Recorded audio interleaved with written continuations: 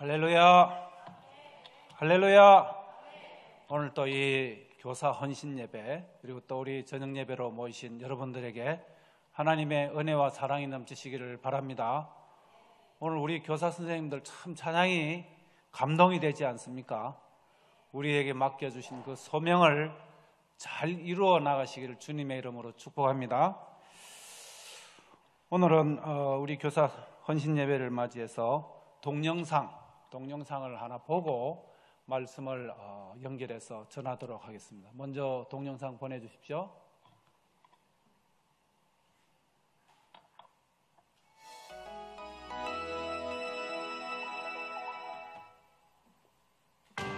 사도 바울이 제1차 전도 여행을 마치고 들른 지역 버가. 바울이 소아시아 전도 여행을 시작했던 중요한 관문이 된 곳이기도 합니다. 로마 시대 당시에 최고의 번성기를 누린 버가는 오늘날에도 당시 도시가 얼마나 발전했는지를 알 수 있는 유적지들을 볼 수 있는데요. 이 번성했던 도시에서 사도 바울의 전도를 향한 열정도 느낄 수 있습니다. 성지가 좋다. 오늘은 사도 바울과 함께하는 전도 여행, 버가로 떠나봅니다.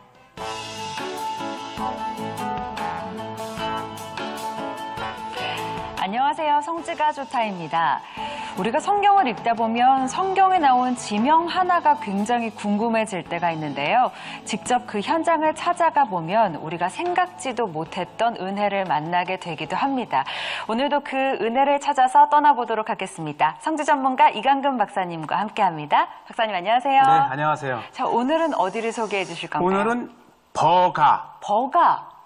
이게 이제 그 7대 교회 중에 하나인 버가모하고 달라요. 네. 이 버가는 이 밤빌리아 지역에 우리가 이제 지난 시간에 아탈리아를 배웠는데 아탈리아에서 내륙으로 15km 지점 안에 이 헬라 시대에서 로마 시대 그리고 비잔틴 시대에 이르기까지 이 밤빌리아 지역의 최대의 도시였던 네. 버가입니다. 지도로 한번 좀 설명을 해주시면요. 우리가 이제 이 아탈리아를 통해서 네. 이 버가로 도착한 네. 1차 전도 여행의 사도 바울 일행이 이 버가에서 이제 비시디아 안디옥, 그다음에 이고니온, 이 더베까지 1차 전도 여행의 본격 시작된 관문이 바로 이 버가인데요. 네. 하나 이 재미있는 사실은 네. 이 구브로에서 밤빌리아의 첫 성으로 버가에 도착한 바울 일행에게 일이 생기는데 네. 마가 요한이 네. 바울을 떠납니다. 오. 이 성경 사도행전 사도행전? 13장 13절에 보면 밤빌리아에 있는 버가에 이르니 요한은 마가 요한이죠. 요한은 그들에게서 떠나 예루살렘으로 돌아가고 그리고 별말이 없어요. 무슨 일이 있었을까요? 예. 그런데 2차 전도 여행 때에 바나바가 다시 마가 요한을 데려가자 그랬을 때 네. 얼마나 바울이 얘는 안 된다. 결국은 둘이 심한 말다툼 속에 헤어지기까지 네. 큰 사건이었어요. 그러네요. 바로 이 버가라는 곳에서 뭔가 사건이 있었던 네, 건데. 근데 그 틀어지게 사건이 된. 얼마나 컸냐 하면 네. 처음 이 아탈리아를 통해서 버가에 도착한 바울이 버가에서 말씀을 전했다는 말이 없어요. 그리고 오히려 이제 비시디의 안디옥으로 해서 루스트라, 이고니온, 더베까지 쭉 가는데 네. 이 지역들을 전도하고 돌아오는 길에 14장 24절에 보면 이 비시디아 가운데로 지나서 밤빌리아에 이르러 말씀을 버가에서 전하고 그러니까 아마 이 마가가 떠나면서 네. 기분이 몹시 상하고 전도할 마음이 안 생겼던 거예요. 네. 그래서 오히려 이제 비시디아 안디옥을 쭉쭉쭉 하고 돌아오는 길에 네. 버가에서 말씀을 전했더라. 드디어 전했어요. 네. 이 도시가 어떤지 한번 오늘 쭉 돌아보고 그 복음을 전한 이후 이 비잔틴 시대 때에는 불과 이 300년 후에는 밤빌리아 최대의 네. 기독교 도시가 됩니다. 그렇군요. 사실 그 복음의 씨앗이 사도 바울로부터 시작된 거죠. 결국은 네. 복음화된 그 도시를 한번 둘러보겠습니다. 알겠습니다. 굉장히 다양한 사건들이 있었고 또 궁금해지는 곳인데요. 그렇죠. 네, 버가 어떤 곳인지 화면으로 함께 만나보겠습니다. 네. 이 버가는 아탈리아의 항구 도시에서 한 15분, 20분쯤 가면 그렇게 멀지 아주 않네요. 산악지대 사이에 평화가 펼쳐지면서 고대 도시가 이제 나타나는데 네. 제가 이 버가에서 이렇게 많은 이 오렌지 밭이 있는지를 드디어 깨달았는데 네. 알고 보니까 이 지중해가를 통해서 굉장히 많았어요. 오렌지가. 예. 네. 그리고 이 인심. 인심이. 제가 오렌지를 보니까 이 할아버지가 막 따서 한 푸드를 주면서 먹고 가라고. 야, 보세요. 이게 아마 선자 같아요. 네. 아, 오렌지 직접 까고 계십니다. 네. 사실 이스라엘에서 유명했는데 어디 나왔죠? 예. 막단 오렌지. 네. 사실 여행 중에 아주 순수한 네. 이 버가의 현지인들을 만나니까 또 마음이. 우리가 목사로서 네. 사도 바울이 소아시아의 첫 도시로 이 밤빌리아의 버가의 그렇죠. 오렌지입니다. 와. 네.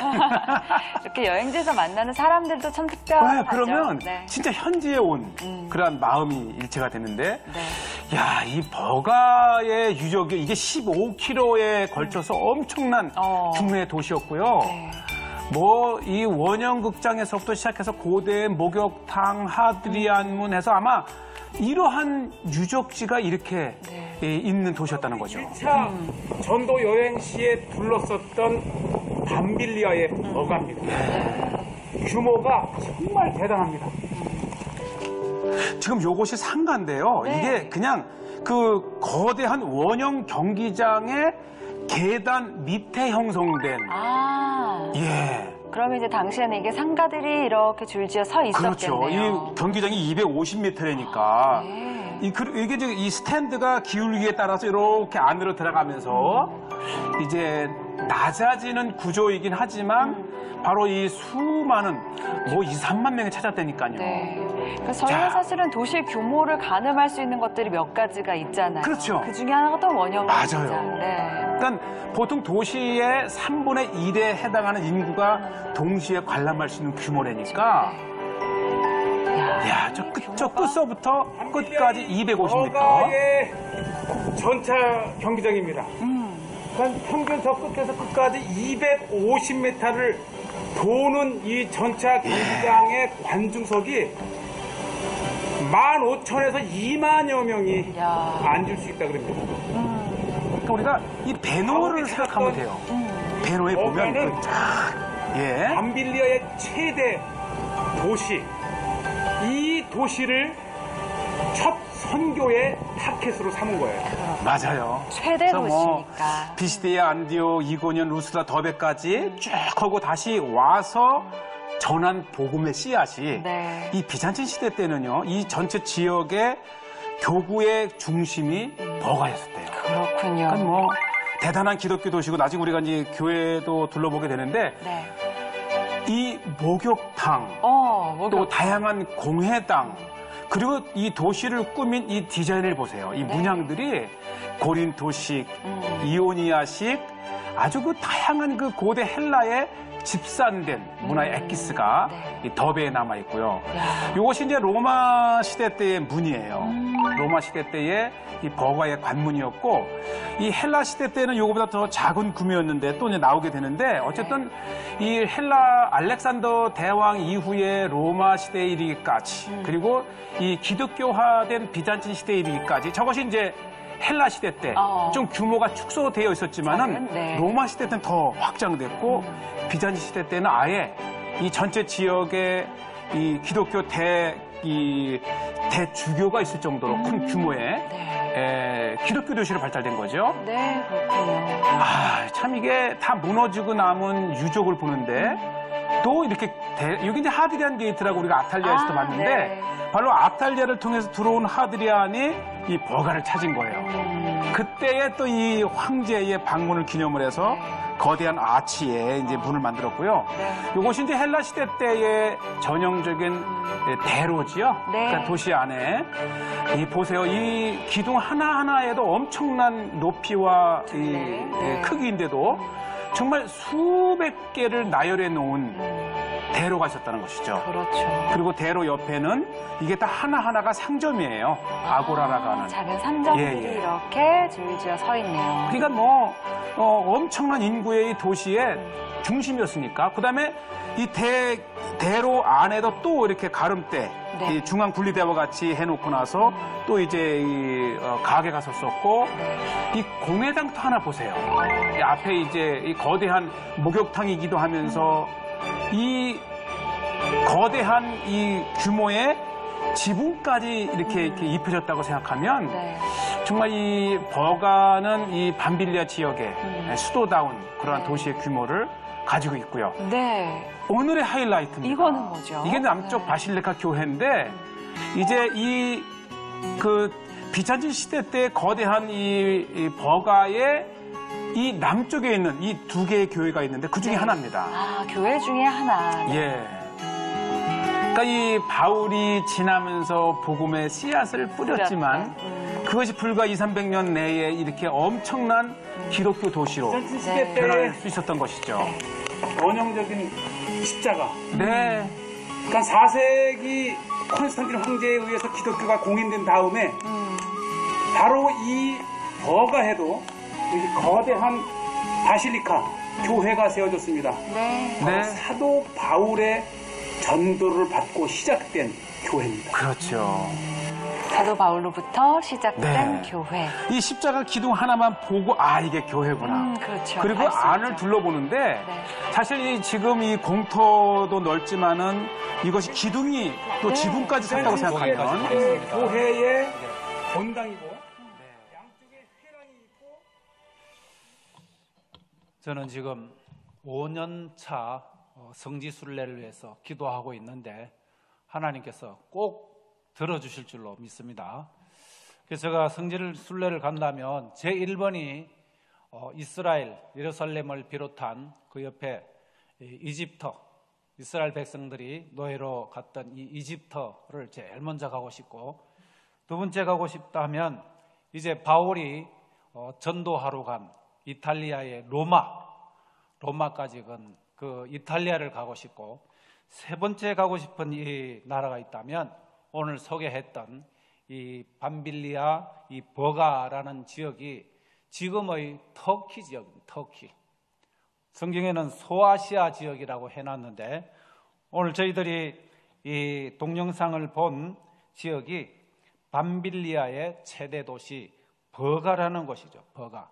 이 버가는 우리 동영상을 보시면서 우리가 알았듯이 지중해 연안에서 약 한 12km 정도의 내륙으로 들어간 이 교통 요충지라는 거죠. 많은 그 내륙으로 들어가는 사람들이 버가를 통해서 그 소아시아 지역으로 들어가는데, 소아시아는 특별히 우리 요한계시록에 나오는 7개 교회가 그 소아시아 지역에 있는 것이죠. 그래서 이 바울 사도가 그곳에 가서 이제 복음을 전했는데, 이 비시디아 안디옥의 주위에 여러 도시들, 특히 이 버가를 전도했는데 1차 전도 때에 이 버가에서 이 바나바와 또 바울과 요한이 전도 여행을 가서 마가 요한이 그곳에서 아무 이유도 없이 버가에서 그냥 예루살렘으로 돌아가 버린 거예요. 그래서 이제 바울이 참 저 친구는 쓸모가 없다. 전도하는데 저렇게 책임 없이 돌아간 저 친구는 다음에는 절대로 이제 데려가지 않겠다. 그리고 이제 1차 전도 여행을 마치고 돌아오면서 다시 이제 버가에 들려서 복음을 전했는데, 아까 그 동영상에 보니까 바실리아 교회를 비롯한 여러 교회들을 세운 그 흔적이 있습니다. 사실은 이 버가에서 돌아간 이 마가 요한은요, 우리 사도행전에 보면 마가의 다락방에서 성령의 충만함을 받은 오순절 사건의 그 장소가 마가의 집이었어요. 마가의. 그만큼 큰 역할을 한 이 마가가 전도 여행을 가서 어떻게 해서 돌아가 버렸는가에 대한 내용은 없어요. 내용은 없는데 추측을 해보면 혼자 두고 온 어머니, 예루살렘에 혼자 두고 온 어머니를 생각해서 돌아갔다, 그런 설이 있고요. 또 외국에 나가서 쉽게 걸리기 쉬운 향수병에 걸려서, 아니면 몸이 이상이 와서 하여튼 돌아갔는데, 그때 같이 갔던 이 바나바가 자기의 삼촌이었어요. 삼촌. 그래서 오늘 우리가 읽은 이 사도행전 15장에는 바울과 바나바가 그렇게 좋은 동력의 관계였는데, 이 일로 인해서 마가 요한 때문에 심히 다투고 헤어졌다, 그런 내용이 기록이 되어 있다는 거죠. 39절에 보니까 우리 39절을 같이 한번 읽겠습니다. 39절입니다. 시작. 서로 심히 다투어 피차 갈라서니 바나바는 마가를 데리고 배 타고 구브로로 가고. 참 이 일이 2차 선교 여행을 가기 전에 이 바울과 바나바가 갈라서는 계기가 되었다는 거죠. 사실 바나바는요, 이 바울에게는 참 큰 역할을 한 분이죠. 바나바의 그 성격은 온유한 자, 그런 이 이름에 그런 의미가 있습니다. 자신보다 남을 위하는 그런 성격의 이 바나바가 어떻게 해서 이 바울과 심하게 다투고 헤어졌을까? 사실 우리 오늘 교사 헌신 예배인데 심히 다투고 헤어진 이 내용을 왜 전하게 되었는가? 사실은 우리는 이해가 되지 않는 부분들이 많이 있죠. 바울과 바나바가 심히 다투고 또 마가가 다시 버가에서 예루살렘으로 돌아간 이런 사건들은 기록은 되어 있지 않지만 우리가 유추해 볼 때는 하나님의 일을 하고 전도하고 선교하는 일엔 꼭 이런 어려움이 온다는 거죠. 다툼이 일어날 수도 있고 서로 의견이 맞지 않아서 서로 심히 다투고 헤어질 수 있는 것이 우리 사람이라는 거죠. 인간들은 우리의 그 일을 하면서 어려움을 당하는데 그 어려움 당한 그 중간에는 꼭 자기의 생각, 자기의 욕심, 자기의 감정에 충실하다 보면요, 하나님의 일을 하는데 꼭 장애가 생긴다는 거죠. 이 바나바는 성격이 온유하지만 이에 반해서 바울은 참 성격이 결단력 있고 한번 일을 하게 되면 끝까지 추진하는 그런 힘이 있는 사도였죠. 그가 유대교회에 있을 때 참 예수 믿는 사람들을 잡아 죽이기 위해서 공문을 들고 다메섹으로 가는 도중에 예수님을 만나서 정말 그 삶이 변하고 그 신앙이 변한 것을 보면 성격이 보통 불갈같던 사람이 아니라는 거죠. 이 성격이 급하고 결단력이 강한 사람과 이 바나바와 같이 참 온유하고 다른 사람을 배려하고 이런 두 사람이 싸웠다는 게 참 이해가 안 된다는 거죠. 그래서 우리는 이 사건을 통해서 좀 더 그 내용을 살펴보면 사실은 이 모든 일에는 하나님의 섭리가 있다는 거예요. 섭리가. 우리가 계획을 잡고 또 하나님의 일을 할 때 열심히 한다고 하다 보면 서로 다투기도 하는데 이 모든 이 공동체의 사역, 우리가 하는 일에는 하나님의 뜻이 있다는 것. 하나님의 뜻. 하나님의 뜻은 이 두 사도를 통해서 바울과 바나바를 통해서 이 1차, 2차, 3차 이 전도 여행을 통해서 소아시아는 물론 저 마케도니아 지역, 그 넘어서 로마까지, 아니 저 끝 서바나까지 복음을 전하시기 위한 계획을 가지고 계신 하나님의 뜻이 있었다는 거죠. 그 하나님의 뜻이 무엇이냐? 하나님은 이 바울을 통해서 이방인들을 전도하고 또 베드로를 통해서는 유대인을 비롯한 자기 백성들을 전도하는 일에 사용을 하고 또 이 바나바는요 이방인 출신입니다. 헬라 출신입니다. 그가 결국은 이 버가 밤빌리아 버가에서 이 바울과 헤어져서 간 곳이 어디냐면요 자기의 고향, 그 자기의 고향이 어디냐면 구브로라는 것이에요. 아까도 읽었던 39절 후반에 보니까 바나바는 마가를 데리고 배 타고 구브로로 가고, 그 구브로가 지금의 키프로스라는 것입니다. 키프로스는 이 이방 종교가 성행을 하고 참 그곳에는 많은 헬라의 문명, 참 보기 아름답고 우상이 차고 넘치는, 아까 버가도 보니까 큰 경기장이 있고 목욕탕이 있고, 그때 당시 목욕탕이 있었다는 것은요 우리가 상상을 할 수가 없죠. 그런데 그 목욕탕에 많은 사람들을 위한 그 편리한 시설들을 갖추고 또 극장은 물론 문화시설을 갖추고 있던 이 버가는 참 이방신을 섬기고 있었다는 거죠. 그곳에 바울이 복음을 전하고 예수 그리스도의 사랑을 전했듯이 하나님께서는 이 바나바를 통해서 구브로라는 그것도 참 헬라 문화가 차고 넘치는, 우상이 차고 넘치는 그곳에 이제 바나바가 이 마가 요한과 함께 가서 복음을 전했다는 거죠.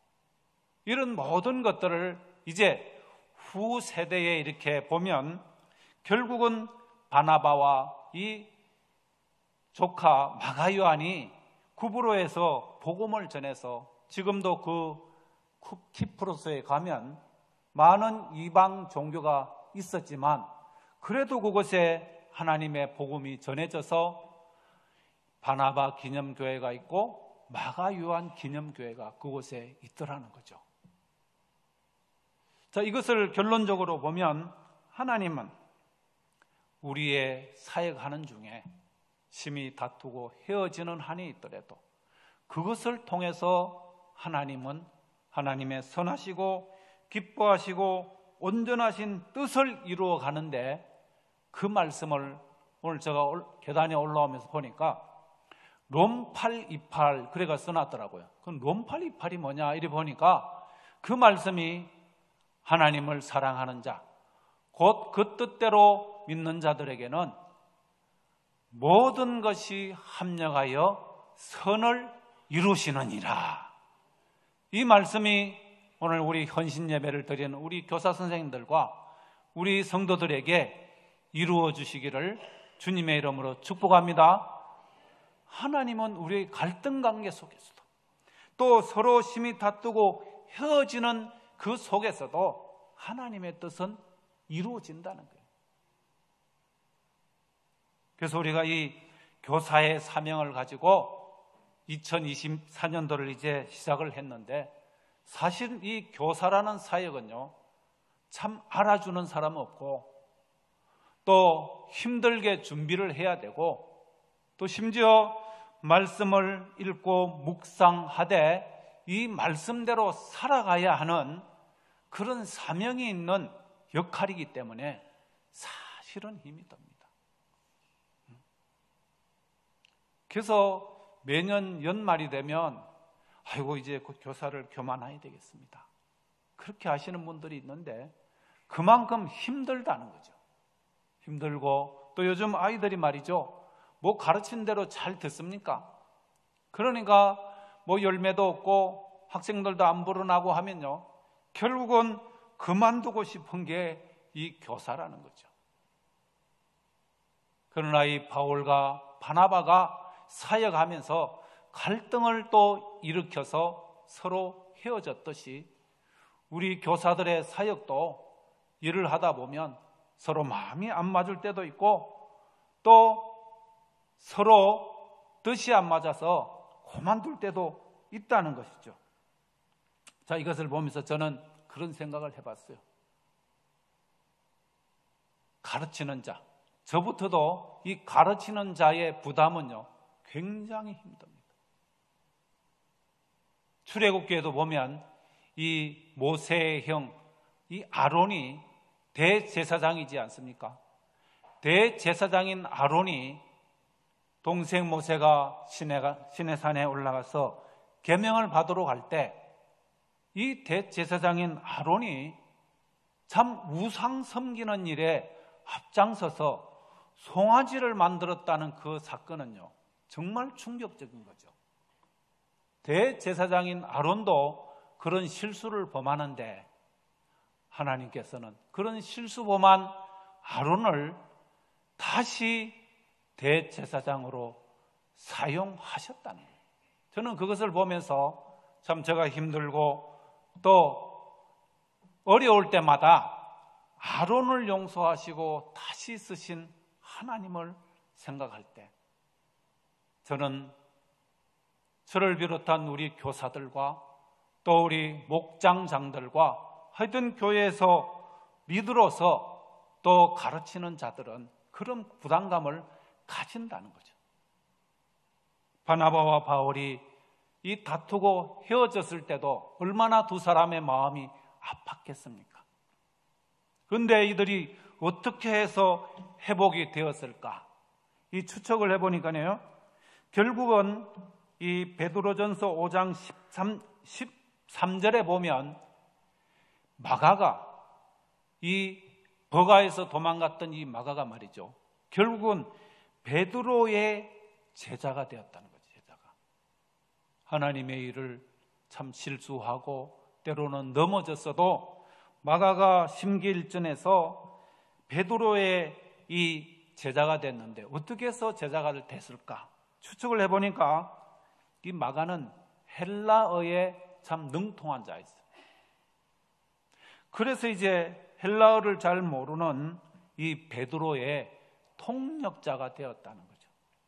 그래서 참 베드로가 이 마가를 제자처럼, 아니 자식처럼 참 귀하게 생각하고 참 그를 통해서 베드로가 큰 힘을 얻었는데 결국은 바울도 자기의 제자 또 자기의 영적인 아들 디모데를 통해서 큰 도움을 받아서 결국은 바울과 이 마가가 화해하는 장면이 나옵니다.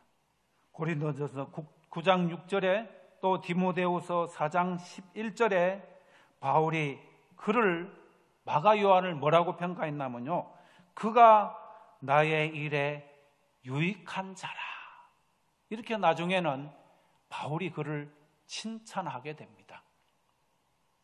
자, 이것을 보면서 저는 그런 생각을 해봤어요. 우리가 일을 하면서 힘들고 어려울 때, 또 갈등이 있을 때 우리의 맡은 일에 최선을 다해서 각자의 맡은 일에서 열심을 다하면 나중에 하나님께서 그 관계를 회복시켜 주신다는 거예요. 그 회복시켜 주심이 뭐냐면 모든 것이 합력하여 선을 이루시는 우리 하나님께서 회복시켜 주신 줄로 믿을 수 있기를 바랍니다. 우리 교사 선생님들 또 우리 성도님들 갈등을 가지고 있죠. 힘든 시간을 보내고 있죠. 그러나 그 갈등의 시간은요, 터널을 지나가듯이 시간이 되면 터널을 지나서 햇빛이 보이는 터널 끝으로 나올 때가 있다는 거죠. 그것을 생각하시면서 또 그것을 소망하면서 더 기도하시고 기다리면서 인내할 수 있기를 바랍니다. 우리의 갈등 속에는, 우리가 일을 하면서 겪는 어려움 속에는 분명히 그 고난을 통해서 축복을 주시고자 하는 하나님의 계획이 있다는 거죠.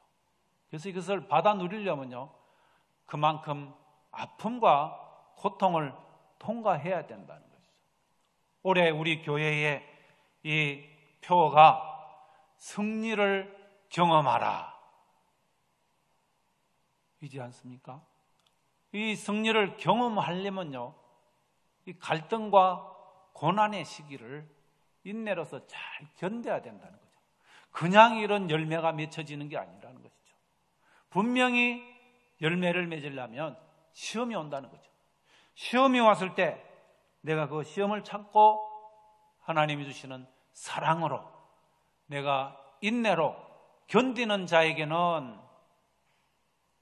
하나님께서 큰 믿음을 주시고 승리의 체험을 하게 하시고, 가데스 바네아에서 12정탐꾼을 가나안으로 보냈을 때 10명의 정탐꾼들은 믿음의 보고를 하지 못했지만 여호수아와 갈렙은 믿음으로, 우리는 연약하고 우리는 힘이 없어도 우리에게 가나안을 주시겠다고 약속하신 능력의 하나님을 바라볼 때에 우리는 승리를 체험하게 된다는 거죠. 그래서 우리는 이 모든 사역들을 감당함에 있어 어려움 당할 때, 고난이 왔을 때, 갈등이 왔을 때, 이제 승리를 체험할 수 있는 절호의 기회가 왔구나, 그런 마음을 가지시고 이 시험들을 잘 통과할 수 있기를 바랍니다. 오늘 우리 교사 헌신 예배에 제목이 참 부정적이지만 심히 서로 다투어 이렇게 헤어졌지만 하나님께서는 우리를 회복시켜 주신다는 거죠. 제가 오늘 동영상을 통해서 성지순례의 동영상을 보여드렸는데, 이것을 보여드린 이유가 사실은 우리 교사들은 물론 또 우리 성도님들은 성지순례를 꼭 한번 갔다 오셨으면 좋겠어요. 저도 개인적으로 기도하고 있는데, 특별히 이 사역자들은, 또 이 목회자들은 사실은 1년이라도 먼저 갔다 오시는 게 좋다고 그래요. 주위에 있는 이 동료 우리 목사님들과 후배들은요 다 갔다 오셨어요. 저는 아직 못 갔는데 하나님께서 어떤 뜻이 있는 것 같고요. 특별히 제가 놀란 건 아직 우리 담임 목사님도 20년이 지났는데도 성지순례를 못 갔다고 그래요. 그래서 할 수만 있으면 여러분들이, 우리 성도님들이 좀 기도해 주셨으면 좋겠어요. 하나님, 우리 담임 목사님 꼭 빨리 성지순례를 좀 갔다 오게 해 주십시오.